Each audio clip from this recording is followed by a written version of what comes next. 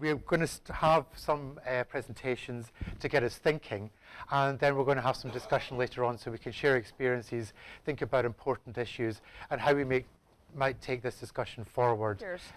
About how can we find out, after we design with a lot of resources and effort, these digital tools or applications or digital libraries, even the terminology here needs to be discussed. I think it's something that might come out from today. The Artist Rooms program has a specific focus on inspiring new audiences and particularly young people. So our research, where we've focused our workshops, for example, has been focused on people between 11 and 25, which is a pretty wide category of young, but there you go. People make sense and appropriate technology throughout their experience, not at the end of their experience or the beginning of the experience. So scaffolding people's experience with the technology enhances their heritage and art experience, and then that's there is a virtual head box. It's around this size, so 16 centimeters, and your head must be in this virtual head box so that your eyes can be tracked. Then you get the gaze on such a display. So I thought what I'd do is just talk a little bit first of all about evaluating search success and typically how we do that. Then I'll talk about the EU-funded project in which we were looking to evaluate the system that we built, particularly from the point of view of enabling people to access the underlying digital content.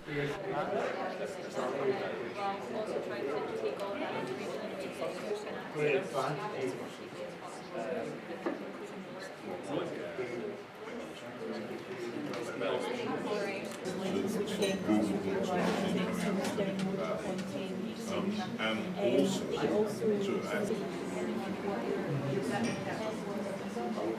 yeah, I mean, if you say from and my doctoral researcher here,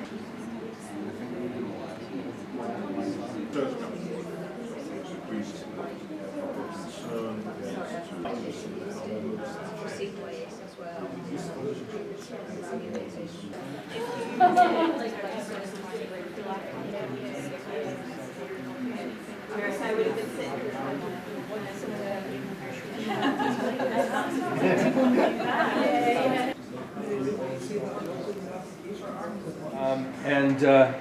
so going back to what I said about increasing the number of analytic methods, we agree that we need more focus on the agility of method application.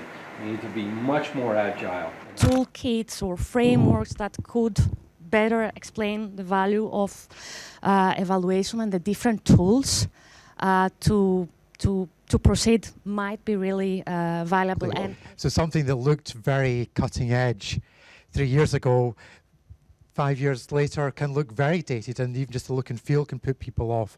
And you understand of observational around the table, some summative evaluation experience with the group that we had, and we talked a little bit about different methods that we're using in terms of data analysis. So, you know, again, we were mainly as users, but it does depend on the definition of digital cultural resources.